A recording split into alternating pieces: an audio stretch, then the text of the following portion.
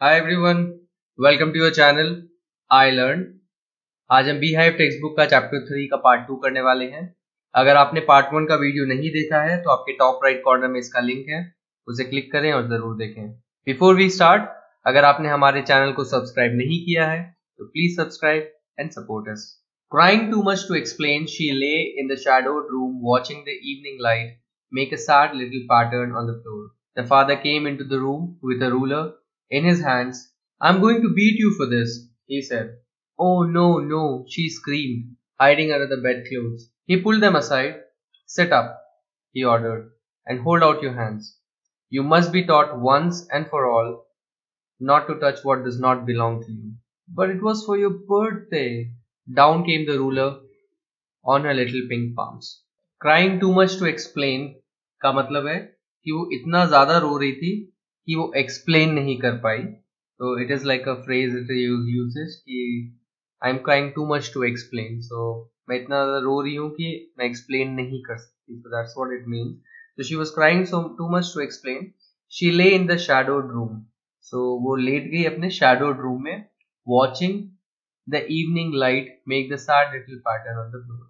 And वो evening light को देख रही थी, उसके रूम में एक sad little pattern बनाते हुए फ्लोर पे। So basically she is sad.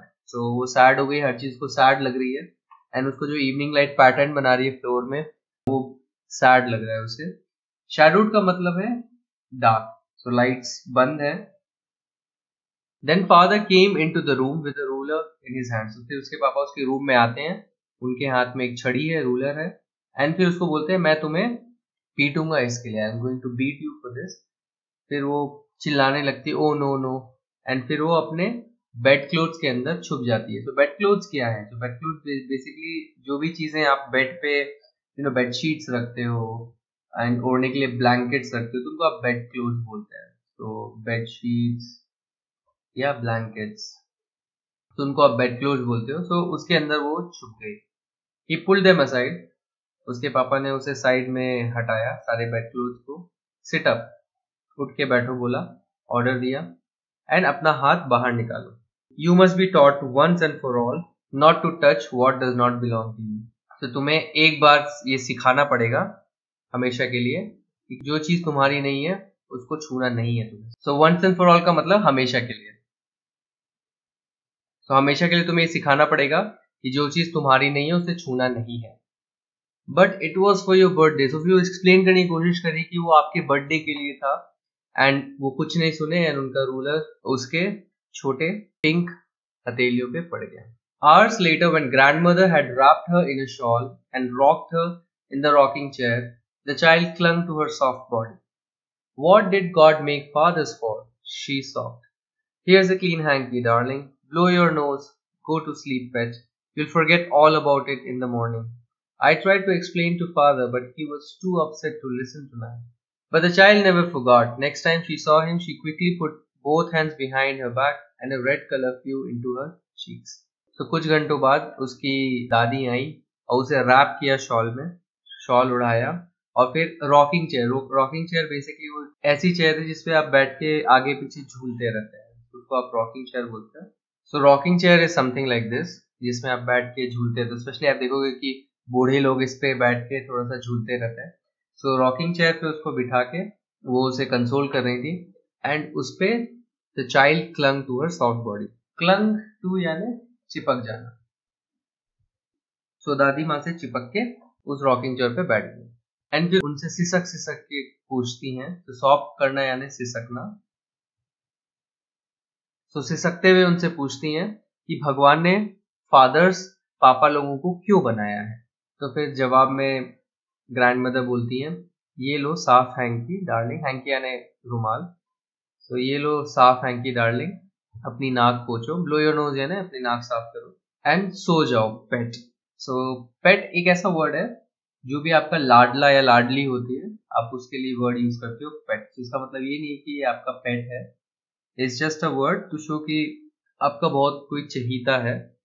And इसका डायरेक्ट अगर मीनिंग कुछ है हिंदी में तो दैट इज लाडला या लाडली। तो in this case it will be लाडली। तो गो टू स्लीप पेट, तुम सुबह तक सब कुछ भूल जाओगी। फिर वो बोलती है मैंने कोशिश की तुम्हारे पापा को एक्सप्लेन करने की, बट वो बहुत ज्यादा अपसेट थे आज कुछ भी सुनने के लिए। But the child never forgot, वो कुछ भी नहीं भूली। एंड नेक्स्ट टाइम जब भी वो उनको देखती थी वो जल्दी से अपने दोनों हाथ अपने पीछे छुपा लेती थी, एंड उसका चेहरा और उसके जो चीक्स हैं, जो गाल हैं, पूरे लाल हो जाते थे। तो बेसिकली हर बार जब भी वो पापा को देखती थी तो अपने हाथ छुपा लेती थी, उसको लगता था वापस मेरी पिटाई होगी, एंड डर के कारण उसके जो चीक्स है वो लाल हो जाते हैं, थोड़ी एम्बैरेस हो जाती थी हर बार। The McDonalds lived next door. They had 5 children. Looking through a gap in the fence, the little girl saw them playing tag in the evening. The father with the baby, Mao, on his shoulders, 2 little girls hanging onto his coat pockets ran round and round the flower beds, shaking with laughter. Once she saw the boys turn the hose on him and he tried to catch them laughing all the time. उनके पड़ोस में McDonald's रहते थे। सो McDonald's का मतलब ये है कि उनका सरनेम मैकडॉनल्ड था। एंड जब भी आप किसी को ऐसे सरनेम से या किसी फैमिली को आप रेफर करते हो तो आप एस लगा देते हो as a plural. So for example अगर आप शर्मा, अगर आपके पड़ोस में शर्मा फैमिली रहती तो आप बोलोगे शर्माज। सो ये बहुत पॉपुलर है वेस्ट में, इवन नाउ आप देखोगे इंडिया में बहुत लोग इस तरह से इस्तेमाल करते हैं। सो सरनेम के आगे एस लगा के यू मीन दैट आप उनकी पूरी फैमिली को रेफर कर रहे हो। तो उनके पड़ोस में मैकडॉनल्ड फैमिली रहती थी। तो नेक्स्ट डोर का मतलब होता है पड़ोस में।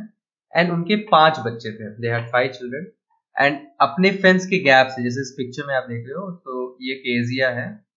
सो अपने फेंस के इस गैप से वो देख रही थी कि वो सब जो है टैग खेल रहे थे। सो टैग बेसिकली पकड़ा पकड़ी का खेल है, जो हम लोग खेलते हैं इंडिया में भी। तो इवन तो ये स्टोरी इंडिया की नहीं है, बट ये गेम हर जगह पॉपुलर है। सो पकड़ा पकड़ी का जो खेल होता है उसको आप टैग बोलते हो। सो दे वर प्लेइंग टैग, मतलब पकड़ा पकड़ी का गेम खेल रहे थे उस शाम को। एंड जो पापा थे वो बेबी के साथ थे उसके कंधे पे। तो ये जो बेबी है, ये माओ इसका नाम है इस बेबी का, उनके कंधे पे था। एंड 2 छोटी लड़कियां जो है उनके कोट को पकड़ के हैंग कर रही थी, तो इस तरह से उनके कोट को खींच रही थी। एंड उनके चारों ओर घूम रही थी फ्लावर बेड पे। तो वहां पे फ्लावर बेड थे, उनके अराउंड वो घूम रही थी, शेकिंग विथ लाफ्टर, और जोर जोर से वो सब हंस रहे थे। और एक बार उसने क्या देखा कि जो लड़के थे उन्होंने होज, तो होज क्या है, बेसिकली जो पाइप रहता है जिसे आप गार्डन में सिंचाई करते हो, पानी देते हो, तो उस होज को उन्होंने चालू कर दिया। So turn the hose on him, मतलब कि उन्होंने पानी चालू करके पापा के ऊपर पानी डाल दिया।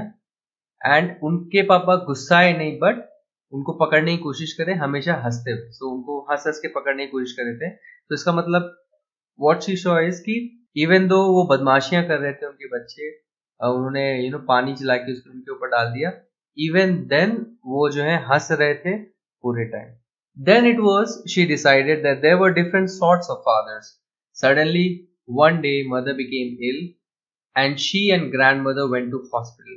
The little girl was left alone in the house with Alice the cook. That was all right in the daytime, but while Alice was putting her to bed, she grew suddenly afraid. So तब जब इसने ये scene देखा अपने fence के छेद से, तो उसने डिसाइड कर लिया कि डिफरेंट तरीके के फादर होते हैं, डिफरेंट सॉर्ट्स यानी डिफरेंट काइंड्स। तो डिफरेंट काइंड्स ऑफ फादर्स होते हैं। एंड मुझे एक्सेप्ट कर लेना चाहिए कि मेरे पापा थोड़े स्ट्रिक्ट टाइप के हैं एंड वो गुस्से वाले हैं, एंड इनके जो मैकडॉनल्ड्स हैं उनके पापा जो है बहुत ही हंसते खेलते हुए टाइप के हैं। फिर एक दिन क्या हुआ, तो स्टोरी शिफ्ट होती है यहाँ पे। सडनली वन डे, एक दिन क्या हुआ, उसकी मम्मी बीमार पड़ गई एंड उन्हें और उनकी दादी को हॉस्पिटल जाना पड़ा। सो घर में वो अकेली पड़ गई। एंड उनके घर में कौन था उसके साथ, एलिस, जो उनके कुक का नाम था, जो खाना बनाने आती थी। ये दिन के लिए तो सही था, दिन में उनको कोई प्रॉब्लम नहीं थी, बट रात में जब एलिस उसे सुलाने लेके गई, पुटिंग हर टू बेड यानी पुट हर टू स्लीप, जब उसको सुलाने लेके गई रात में, वो अचानक से घबरा गई। She suddenly grew afraid. What will I do if I have a nightmare? She asked. I often have nightmares and then Granny takes me into her bed. I can't stay in the dark. It all gets whispery. You just got to sleep, child, said Alice, pulling off her socks. And don't you scream and wake your poor pa. But the same old nightmare came, the butcher with a knife and a rope, who came nearer and nearer, smiling that dreadful smile, while she could not move, could only stand still, crying out, Grandma, Grandma. She woke shivering to see father beside her bed, a candle in his hand. What's the matter? He said. तो जब वो उसको सुला रही थी Alice, तो वो एकदम से डर गई। तो उसने फिर पूछा कि अगर मुझे बुरा सपना आया तो मैं क्या करूंगी। सो नाइटमेयर यानी बैड ड्रीम, बुरे सपने को आप नाइटमेयर बोलते हो। सो मुझे अगर बुरा सपना आया तो मैं क्या करूंगी। मुझे काफी बार बुरा सपना आता है। आई ऑफन, ऑफन यानी काफी बार, मुझे काफी बार बुरा सपना आता है।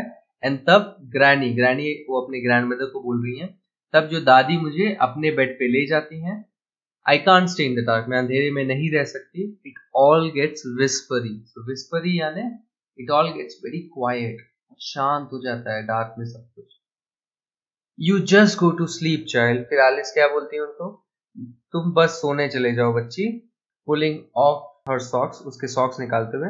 एंड डोंट यू स्क्रीम, चिल्लाना मत और अपने पापा को उठाना मत। सो अब उसके पापा को कैसे रेफर कर रही है, पुअर पा, और अपने बेचारे पापा को प्लीज मत उठाना चिल्ला के। बट सेम ओल्ड नाइटमेयर केम, उसका जो हमेशा बुरा सपना आता था वो आया। उसका बुरा सपना क्या है कि एक बुचर है, तो बुचर कसाई को बोलते हैं जो मीट काटता है और बेचता है। तो उसके सपने में एक बुचर आया जो कि जिसके हाथ में चाकू था, एक रोप थी, और वो धीरे धीरे उसके पास आ रहा है, स्माइल कर रहा है। और कैसे स्माइल कर रहा है, एक ड्रेडफुल स्माइल, ड्रेडफुल यानी भयानक सी स्माइल के साथ उसके पास आते जा रहा है। While she could not move, और वो हिल नहीं पा रही बिल्कुल भी अपने सपने में। Could only stand still, एकदम स्टिल होके एक जगह पे बस खड़ी है। Crying out, और चिल्ला रही है ग्रैंडमा ग्रैंडमा, और उसकी नींद टूट जाती है। She woke shivering, shivering यानी कांपते हुए। सो कांपते हुए उठ जाती है और क्या देखती है कि उसके पापा उसके बेड के साइड में खड़े हैं। अ कैंडल इन हिज हैंड, और उनके हाथ में कैंडल है। और वो उससे पूछते हैं क्या बात है, व्हाट्स द मैटर। वो घबराई भी है, फिर वो बोलती हैं, oh a butcher, a knife, I want granny. He blew out the candle, bent down and caught up the child in his arms, carrying her along the passage to the big bedroom. A newspaper was on the bed, a half-smoked cigar was near his reading lamp. He put away the paper, threw the cigar into the fireplace, then carefully tucked up the child. He lay down beside her, half asleep, still with the butcher's smile all about her, it seemed. She crept close to him, snuggled her head under his arm, held tightly to his shirt. Then the dark did not matter. She lay still. Here, rub your feet against my legs and get them warm, said father. Now suddenly हम देखते हैं कि बच्ची उसके पापा के बीच में काफी इंटरेक्शन हो रहा है अब, बिकॉज घर में उनकी मम्मी नहीं है, दादी नहीं है, सिर्फ वही बच्चे हैं। सो जब उनके पापा पूछते हैं कि क्या बात है, व्हाट्स द मैटर, तो वो बोलती है अ बुचर, अ नाइफ, एक कसाई और एक उसके हाथ में एक चाकू, अ नाइफ, आई वांट ग्रैनी, मुझे दादी चाहिए। सो वो कैंडल को बुझाते हैं, नीचे झुक के अपने गोद में उसको लेते हैं, एंड फिर उसको अपने बेडरूम में लेके जाते हैं। सो कैरिंग अलोंग द पैसेज मतलब रास्ते से होते हुए पूरे टाइम उनको उसको उठा के अपने बेडरूम पर लेके जाते हैं। उनके बेड पे न्यूज़पेपर पड़ा हुआ था, एक हाफ स्मोक, आधी स्मोक की हुई सिगार पड़ी हुई थी उन रीडिंग लैम्प के बाजू में। सो इसका मतलब वो अभी भी काम कर रहे थे, या तो न्यूज़पेपर पढ़ रहे थे, तो सिगार भी स्मोक कर रहे थे, मतलब वो जगे हुए थे, और रीडिंग लैम्प ऑन है मतलब न्यूज़पेपर उस समय पढ़ भी रहे थे। तो उन्होंने पेपर साइड में रखा, he put away the paper, through the cigar into the fireplace. So अपनी जो सिगार है उन्होंने फायरप्लेस में फेंकी। तो फायरप्लेस बेसिकली चिमनी होती है जहाँ पे नीचे आग जलती रहती है, और ताकि रूम जो है गर्म हो जाए। तो ये बेसिकली ये स्टोरी आई थिंक वेस्ट की है, इधर यूके या यूएस की, जहाँ पे ये नॉर्मल होता था कि आपके घर में एक फायर प्लेस है जिसके ऊपर चिमनी होती है, धुआं डायरेक्टली घर के बाहर जाता है छत से होते हुए, एंड वहाँ पे जो है आप गर्मी लेते रहते हो। So something like this. तो ये फायर प्लेस है जहाँ पे आग जलती रहती है, ये एक तरह का हीटर का काम करता है आपके घर को गर्म रखने के लिए। एंड इसके पीछे से जो भी स्मोक है वो चिमनी के थ्रू बाहर की ओर निकल जाती है। एंड ये सिगार है, सो बेसिकली एक मोटी फ्रेग्रेंस सिगरेट होती है, एंड जनरली ये भी वेस्ट में बहुत पॉपुलर है, इंग्लैंड एंड यूएस में। सो वहाँ पे लोग ये सिगार पीते हैं। सो उनकी हाफ स्मोक सिगार जो है रीडिंग लैम्प के बाजू में पड़ी हुई थी। सो उन्होंने पेपर को हटाया, जो अपनी सिगार है उसको फायरप्लेस पे फेंका, और फिर केयरफुली उन्होंने क्या किया, टक्ड अप कर दिया उस बच्ची को। टक्ड अप करना यानी कवर्ड अप, तो टक्ड अप यानी covered up, in this case यहाँ पे in bed, so covered up nicely in bed, तो बेड पे उसको कवर करके सुला दिया।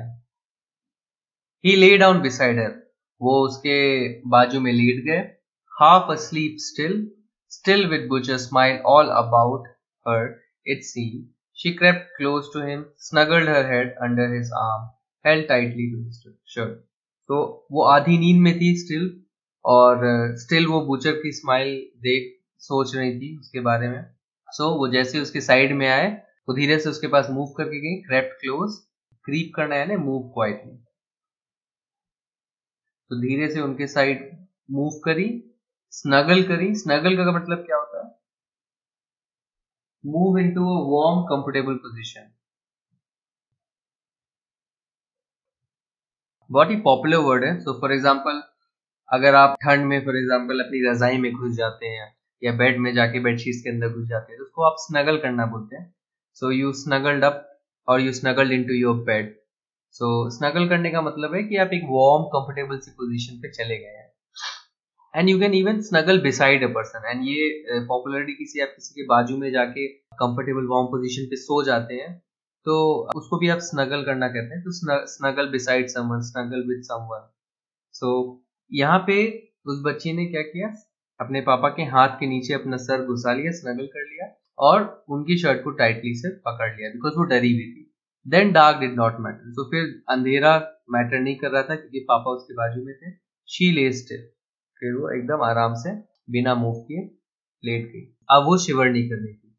Here, rub your feet against my legs and get them warm. So फिर फादर ने क्या कहा कि यहाँ पे लो अपने जो फीट है, अपने पैर मेरे पैर के अगेंस्ट रब करो ताकि वो वार्म हो जाए। सो समथिंग लाइक जब भी हमें ठंड लगती है तो हम कैसे अपने मम्मी पापा के हाथ को पकड़ लेते ताकि उनके हाथ की गर्मी हमें आ जाए, या उनके पैर पे अपना पैर टच कर लेते ताकि उनकी गर्मी हमें मिल जाए। तो इस तरह से सेम वो बच्ची को बोल रहे हैं कि अपने जो तलवे मेरे पैर के अगेंस्ट रब कर लो ताकि वो जल्दी से गर्म हो जाए।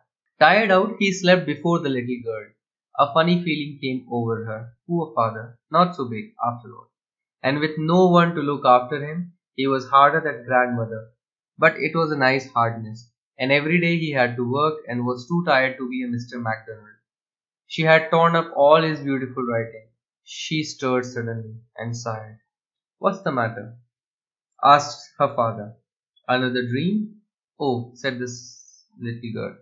My head's on your heart. I can hear it going. What a big heart you've got, father dear. Catherine Mansfield. Tired out, उसके पापा थक गए थे और वो उस बच्ची से पहले ही सो गए।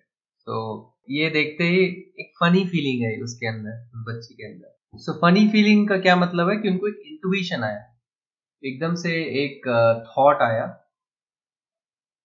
या उसको लगा कि उसे कुछ एक नया कुछ पता चला है। एंड क्या पता चला कि पुअर फादर, बेचारे पापा, not so big after all, इतने बड़े भी नहीं है वो। तो यहाँ पे उनका जो परसेप्शन था अपने पापा के प्रति, उनके मन में जो भी धारणा थी अपने पापा के प्रति, वो चेंज हुई है। सो पहले उनको लगते थे कि वो एकदम जायंट जैसे हैं, इस मोमेंट पे उनको क्या लग रहे हैं कि इतने बड़े भी नहीं है वो after all, with no one to look after it, and उनका ध्यान रखने वाला कोई भी नहीं है। He was harder than grandmother, वो ग्रैंडमदर से ज्यादा हार्ड है, but it was a nice hardness. But ये जो हार्डनेस है ये अच्छी है। एंड एवरी डे, हर दिन उनको इतना काम करना पड़ता है, एंड इसलिए वो इतने ज्यादा थक जाते हैं कि वो मिस्टर मैकडोनाल्ड नहीं बन पाते। तो he was too tired to be a mister McDonald. तो आपने देखा होगा ये सिमिलर यूसेज आया है। तो प्रीवियसली आपने देखा trying too much to explain. So crying too much to explain का मतलब ये नहीं कि बहुत ज्यादा तेज रो रही थी कि वो एक्सप्लेन करे, इसका मतलब ये था कि इतना ज्यादा रो रही थी कि वो एक्सप्लेन नहीं कर पाई या उनसे एक्सप्लेन नहीं हुआ। एंड सिमिलर यूसेज यहाँ पे है, too tired to be a mister McDonald. So एक मिस्टर मैकडोनाल्ड बनने के लिए वो बहुत ज्यादा थके हुए थे, सो ही कैन नॉट बी, सो इसका मतलब ये नेगेशन है, सेइंग दैट वो बहुत ज्यादा थके हुए थे इसलिए वो मिस्टर मैकडोनाल्ड नहीं बन पाते हैं। तो a mister McDonald, so she is using, यहाँ पे जो यूसेज है ऑथर ने कैसे यूज किया है मिस्टर मैकडोनाल्ड को एज अ क्वालिटी। सो वो मिस्टर मैकडोनाल्ड टाइप के पापा नहीं बन पाते जो हमेशा खेलते रहे मेरे साथ, क्योंकि वो बहुत ज्यादा थक जाते हैं। She had torn up all his beautiful writing, तो उसने अब उसको रियलाइज होता है कि उसने उनकी ब्यूटीफुल राइटिंग जो उन्होंने अच्छे से लिखा था वो पूरा फाड़ दिया। शी स्टर्ड सडनली, तो स्टर्ड सडनली यानी she moved due to strong feeling, due to a strong feeling. तो उनको एक बहुत स्ट्रॉन्ग फीलिंग आई अंदर से, प्रोबेबली शायद वो पश्चाताप कर रही थी अपने इस एक्शन से कि उन्होंने पूरा फाड़ दिया था उनकी राइटिंग को। तो एकदम से वो हिल गई उस स्ट्रॉन्ग फीलिंग से एंड साइड यानी उन्होंने एक आ भरी। तो ये देख के उसको हिलते हुए फील करके और उसकी साय सुन के उसके पापा ने पूछा व्हाट्स द मैटर, क्या बात है, अनदर ड्रीम, या दूसरा एक ड्रीम आया तुम्हें? तो फिर लिटिल गर्ल ने क्या रिप्लाई किया, ओह मेरा सर आपके हार्ट के ऊपर है and I can see it going, I can hear it going यानी I can hear it beating, उसको धड़कते हुए सुन सकती हूँ। What a big heart you got father dear, आपका दिल कितना बड़ा है डियर पापा। And the story and so finally she realises कि इवन दो उनके पापा इतना एक्सप्रेस नहीं करते हैं खुद को, बट शी रियलाइज कि वो बहुत ज्यादा काम करते हैं, बहुत मेहनत करते हैं एंड उनका ध्यान रखने वाला कोई नहीं है and he is all alone. वो हमारे अब उसको रियलाइज हो रहा है कि पापा मेरा ख्याल रखते हैं बट उनका ख्याल रखने वाला कोई नहीं है, वो कितना थक गए, मैं से पहले ही सो गए। तो this is how she understood, this is something which is part of growing up. ये पार्ट ऑफ ग्रोइंग अप होता है जब अब एक समय होता है जब हम अपने पेरेंट्स को सुपरमैन सुपर वुमन समझते हैं। एक फेज होता है जब हम समझते हैं कि मम्मी पापा सब कुछ जानते हैं एंड उनसे बड़ा कोई नहीं है, वो सुपर पावरफुल है, वो जो कुछ भी हो वो सब कुछ करके देंगे। देन धीरे धीरे आपको रियलाइज होता है कि वो सब कुछ करके देते हैं इसलिए नहीं क्योंकि वो सुपर ह्यूमन है या सुपरमैन है, इट्स बिकॉज कि वो आपको प्यार करते हैं, वो इतनी मेहनत करते हैं तब जाके वो चीजें करते हैं। देन थोड़ा आप ग्रो अप करते हो तो आप समझ में आता है कि नहीं, उनकी भी लिमिटेशंस हैं, वो भी थकते हैं, उनका भी मूड चेंज हो सकता है, वो हर समय अच्छे नहीं हो सकते, उनका भी मूड चेंज होता है, वो कभी अपसेट हो जाते हैं, कभी खुश हो जाते हैं। तो धीरे धीरे आप रियलाइज करते हो कि वो हमारी तरह एक इंसान है, कोई सुपर ह्यूमन बीइंग नहीं है जो हर समय खुश रहेंगे या हर प्रॉब्लम के सोल्यूशन है उनके पास। उनको भी गुस्सा आ सकता है छोटी छोटी बातों पे। तो this is basically part of growing up and आप इस स्टोरी के प्रति देख सकते हैं कि कैसे उस छोटी लड़की को भी रियलाइज हुआ कि अरे मैं जिन पापा को इतना बड़ा और एक जायंट समझती थी वो इतने बड़े हैं नहीं, वो भी बेचारे से हैं जिनका कोई ध्यान नहीं रखने वाला नहीं है। So she is realising this fact. So normally इनके father for example is a word called undemonstrative. तो ऐसे लोग जो अपनी फीलिंग्स को इतना एक्सप्रेस नहीं करते हैं, नॉर्मली आप देखोगे फादर्स जनरली अनडेमोन्स्ट्रेटिव होते हैं एंड मदर्स नॉर्मली एक्सप्रेस करती है बहुत अच्छे से अपना लव केयर और emotion, and fathers normally typically undemonstrative होते हैं, वो इतना एक्सप्रेस नहीं करते हैं, कर पाते हैं। एंड देन इस रीजन की वजह से कभी कभी ऐसा बच्चों को लगता है कि वो जो है हमें प्यार नहीं करते हैं एंड एक डिस्टेंस आ जाता है between parents. It could even be a mom, there could be undemonstrative moms also. So इस स्टोरी से हमें समझ में आता है कैसे understanding our parents is part of our growing. तो thanks for watching this video. अगर ये वीडियो आपको पसंद आए तो इस वीडियो को एक लाइक दीजिए, अपने कमेंट्स और फीडबैक्स कमेंट सेक्शन में जरूर लिखिए और हमारे चैनल को सब्सक्राइब कीजिए। अब आप हमारे चैनल को सब्सक्राइब इस गोल लोगो पे क्लिक करके सब्सक्राइब बटन दबा के कर सकते हैं। अब आप हमें फेसबुक और इंस्टाग्राम पे भी फॉलो कर सकते हैं, हमारी आईडी आपकी स्क्रीन पर है। इस चैप्टर के क्वेश्चन आंसर्स के वीडियो के लिए स्टे ट्यून्ड। Bye bye.